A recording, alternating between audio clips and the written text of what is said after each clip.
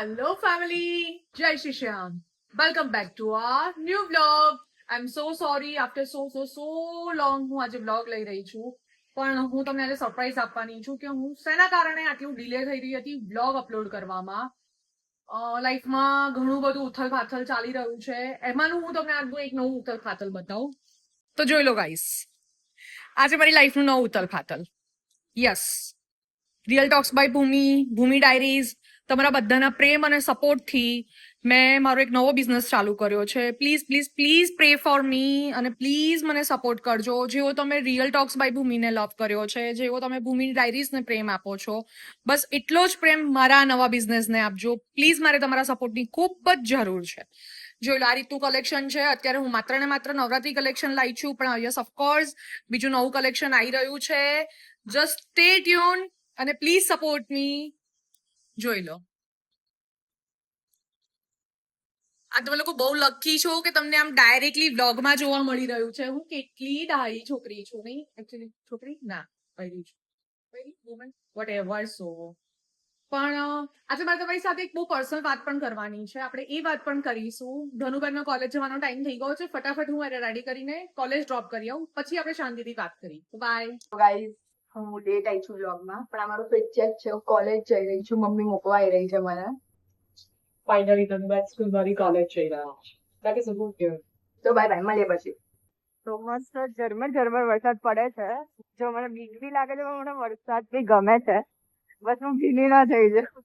ખાસીદાના પહેલા થાટા જોયા અને રોડ ક્રોસ કરો, સિગ્નલ પત્યું અને વરસાદ બી બંધ થઈ ગયો, તો મારું થોડું ટેન્શન ઓછું થઈ ગયું. તો હવે શાંતિથી પહોંચી રહી છું કોલેજ. તો હું કોલેજ થી પાછી આવી ગઈ છું. અમે ઘરે ફરીથી ફ્રન્ટ કેમેરા થશે. હું જ્યારે બી શૂટ કરીશ એનો ફ્રન્ટ કેમેરામાં જ શૂટ કરીશ. હું નહીં કરું back camera. Self observe. Call you self obsess, मेरे को कोई मानता नहीं है.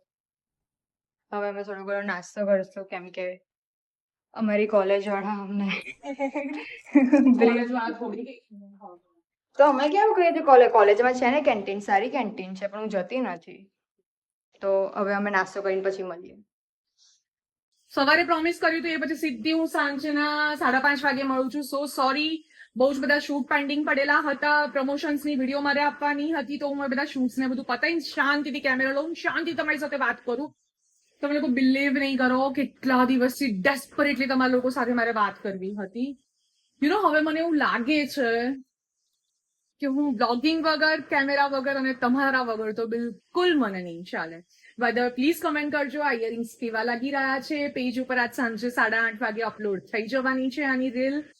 તો કલેક્શન ચોક્કસ જોજો, કલેક્શન્સને લાઈક કરજો અને પ્લીઝ શોપિંગ કરજો યાર. જો હું નોર્મલ ક્લોથ્સ પર આ ઇયરિંગ્સ પહેરીને આટલી બ્યુટીફુલ લાગી શકું છું, આટલી ગોર્જિયસ લાગી શકું છું, ને આ લુકને ઇન્હેન્સ કરી રહી છે આ ઇયરિંગ્સ, તો પછી ઓફકોર્સ નવરાત્રીના ચણિયા ચોરીના કલેક્શન ઉપર તો જોરદાર લાગવાની છે. લાઇટ વેટ તો છે જ. જો હું કેટલી સરસ મુવમેન્ટ કરી રહી છું, કેટલા નખરા કરવા પડે છે નહીં યાર સેલ કરવા માટે. હશે કોકનું પ્રમોશન કરીને પૈસા કમાવું, તો મારા પ્રમોશન કરીને તો પૈસા કમાવા જ પડશે. જો ભાઈ શૂટ પતાઈને શાંતિથી બેઠી છું બાલ્કનીમાં, પસીનો સૂકવું અને પછી ફટાફટ જઉં હું ડિનર બનાવવા માટે. મારું રીલ્સનું પ્રમોશન કરવાનું હતું, પ્રમોશન કરી લીધું છે. રીલ શૂટ થઈ ગઈ છે. આજે 8:30 આવી જશે રીલ. પ્લીઝ અને લાઈક કરજો અને રિપોસ્ટ કરવાનો ટ્રાય કરજો. અને બાય ધ વે મારું કલેક્શન કેવું લાગે છે એ પણ કમેન્ટ્સ કરજો. બાય ધ વે સવારની વાત મારી હતી, મેં તમને પ્રોમિસ કર્યું હતું કે મારે તમને કંઈક પર્સનલ વાત કરવી છે. પર્સનલ વાતમાં એવું છે કે મારે તમને આજે પૂછવું છે, દરેક સ્ત્રી માટે કમાવું જરૂરી છે? મોટાભાગના પુરુષોનું હા હશે, પણ છતાં મારો સવાલ એ છે કે જે સ્ત્રી કમાતી નથી એ કઈ કરતી જ નથી. આનો જવાબ છે ને તમે તમારી સેલ્ફને આપજો. બની શકે તો કમેન્ટમાં આપજો, પણ આ વિડીયો બધા સુધી શેર કરજો. તમારી ઓફકોર્સ અત્યારે બધા સોશિયલ મીડિયા, ઇન્સ્ટાગ્રામ વાપરે જ છે. ઇન્સ્ટાગ્રામની રીલ તમે સ્ક્રોલ કરજો અને એમાં મેક્સિમમ જે વુમેન્સ હશે, જે જોબ કરતી હોય, વર્કિંગ વુમેન્સ હોય, એની રીલ્સ જોજો, અને જે હાઉસવાઈફ છે તમે એની રીલ્સ જોજો, અને પછી એની પર્સનાલિટી ચેક કરજો કે હાઉસવાઈફ અને અર્ન કરતી વુમેન્સમાં કેટલો ડિફરન્સ હોય છે. મારી માટે દરેક સ્ત્રી છે ને પરફેક્ટ. બંને કામ અઘરા છે. હાઉસવાઈફનું કામ પણ સહેલું નથી, અનકરતી વાઈફનું કામ પણ સહેલું નથી. સ્ટીલ એને કમ્પેર કરવામાં આવે છે કે એ તો કમાઈ છે અને આ ઘરે બેસી રહી છે.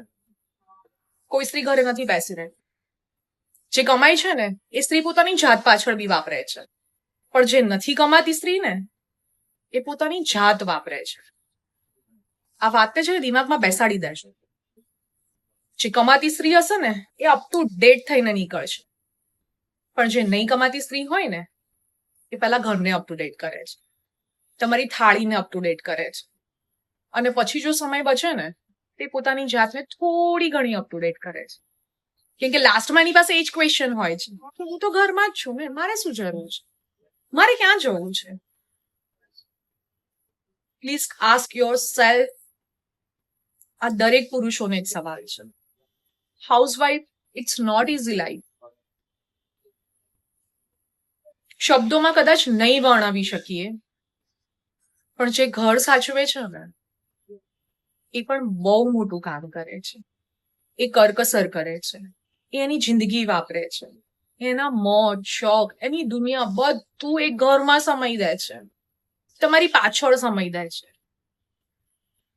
પ્લીઝ સમજી શકો ને તો સમજો, અને જો ન સમજી શકો ને તો તમારી સ્ત્રીને એટલી આઝાદી તો આપો કે એના મનગમતા કામ એના ટાઈમે એના મન મુજબ એ કરી શકે. એને જો અન કરવું હોય ને તો પ્લીઝ કરવા દો. હું એવું નથી કહેતી કે અન કરવા માટે છૂટછાટની કે કોઈ ટાઈમ લિમિટ્સ ના હોવી જોઈએ. દરેક સ્ત્રી પોતાની જવાબદારી સમજે જ છે. જેમ તમે પુરુષો સમજો છો એમ દરેક સ્ત્રી પોતાની જવાબદારી સમજે છે. આજે ઘર વર છોકરા લઈને બેઠી હોય ને તો ઓફકોર્સ એની જવાબદારી છે, એ સમજે છે.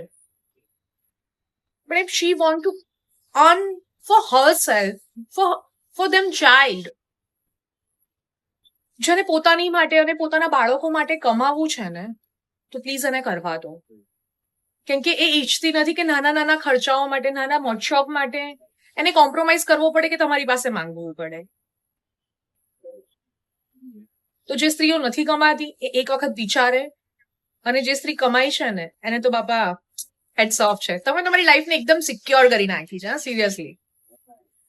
સો ચલો, આજે આ પર્સનલ વાતમાં આ જ હતો. એક જબરજસ્ત ઇન્સિડન્ટ છે, હું કાલે જ બ્લોગમાં શેર કરીશ. ત્યાં સુધી મળીએ આપણે. બાય, જય શ્રી શ્યામ. Thank you.